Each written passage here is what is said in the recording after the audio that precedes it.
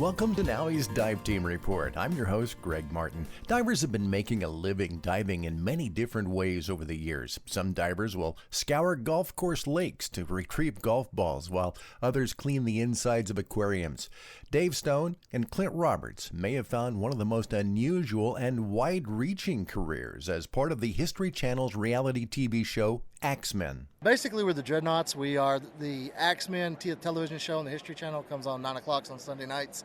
We are an underwater log recovery specialist team. Basically, we clean the pre-submerged timber out of the rivers and turn it into workable material, hardwood floors and stuff like this. See? What'd I tell you? Dave Stone tells us more about how they got this idea. 150, 200 years ago, when there was no roads, what they did was they floated logs down the river. That's how we made towns in Florida. That's how we made towns everywhere. Well, the heaviest, most dense, best pieces of wood sank to the bottom of the river. As they sank to the bottom of the river, over 100, 150 years of them doing this, it builds up. Sand builds on top, and it keeps going. And our rivers become shallower, and everything becomes not as well as what it was 200 years ago. So what we do is we go down and we remove these items back out, restructuring the river back to where it was before we messed it up in the first place 200 years ago. It is considered the most dangerous job in the world. That's why they make a television show about it, because we combine underwater diving or commercial diving with logging, which is the number one. So you got number one and number two most dangerous jobs according to OSHA combined into one. That's why they made a television show about it. The number one and number two most dangerous careers, and these two combined them. And the interesting part is that they're both NAUI certified divers. Stone's an instructor, while Roberts is an open water diver. So, Clint, is the training really important to you? Absolutely. I mean, it's imperative that your training is the best that it can be. I mean, obviously, when you have the most dangerous job there is, and so much as we go out and don't really think about all the dangers in the job, but we're trained. I mean, Dave obviously is one of the higher level trainers. He's the guy that trained me. I mean, you can't say enough for training making you prepared for the things that you run into underwater. So, yes, absolutely. You guys tend to take your diving to the limit. Everything down there, I swear, is out to kill you. Tree limbs, ropes, anchors, gators, snakes, whatever. Snapping turtles. I mean, it's imperative that you've been through the proper training so that you can handle the circumstances that get presented upon you on a regular basis. But now, Dave, this is how you guys do diving. We are at the extreme level of diving. It's not even recreational, it's commercial. We dive in zero visibility water. We fill along the bottoms of the river. It's not that pretty place you see on maps and TV shows. It is the most dangerous place you can go. Think of Dr. Seuss's worst nightmare. That's where we hang out every day. So the training that we give, it has to be imperative that it's above and beyond anything that's out there. And this is why I teach for NAUI. I started teaching diving 20 years ago. I'm 38, so 18 years old when I could become an instructor. I started diving illegally through at the age of 7 because you're supposed to be 10. But I was a big kid. I'm 6'6", 300 pounds. So I've always been a big dude. So I could carry the tank. So just like my grandfather enlisted at 16 in the military, I enlisted at scuba diving at 7.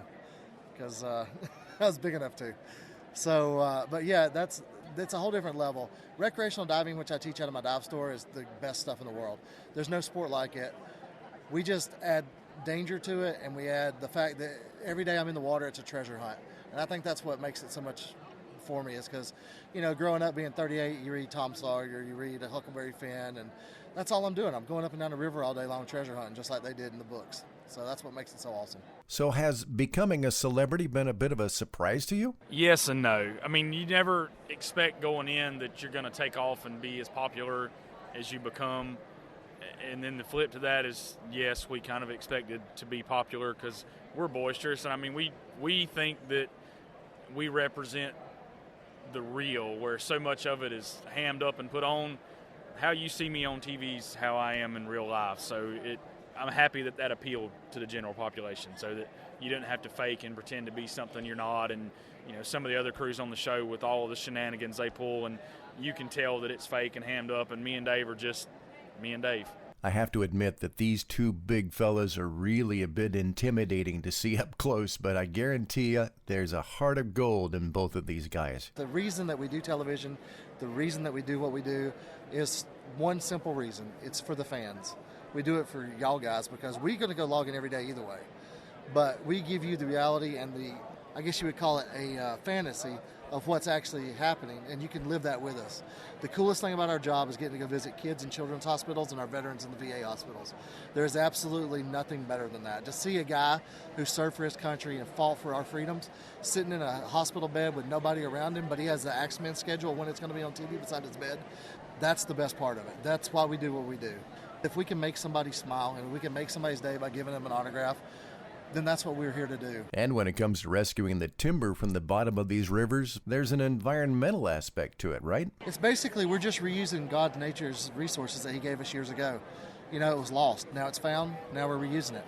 So we don't have to deplenish the resources that we have currently, which is a big problem right now. If you think you'd like to get involved in diving, just like the Dreadknots, be sure and check out your local NAUI dive shop. And that's this episode of NAUI's Dive Team Report. I'm Greg Martin. Thanks for listening. I'll see you underwater.